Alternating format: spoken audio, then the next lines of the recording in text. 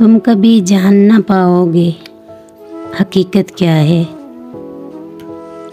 तुम कभी जान ना पाओगे हकीकत क्या है। जिंदा होते हुए मर जाने की वहशत क्या है।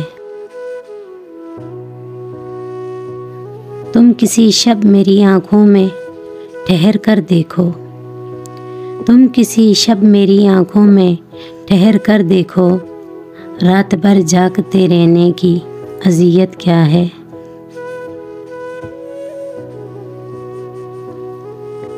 पूछ उस शख्स से जिसको तो मयस्सर ही नहीं।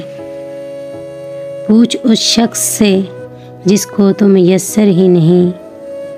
आँख भर के तुझे तकने की सहूलत क्या है।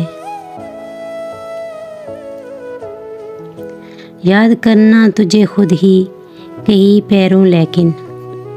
याद करना तुझे खुद ही कई पैरों लेकिन। खुद ही फिर सोचते रहना कि ये आदत क्या है। यूं तो हर चीज़ मयस्सर है ज़रूरी लेकिन। यूं तो हर चीज़ मयस्सर है ज़रूरी लेकिन। एक तेरे सिवा किसी शय की ज़रूरत क्या है। तुम कभी जान ना पाओगे हकीकत क्या है। जिंदा होते हुए मर जाने की वहशत क्या है।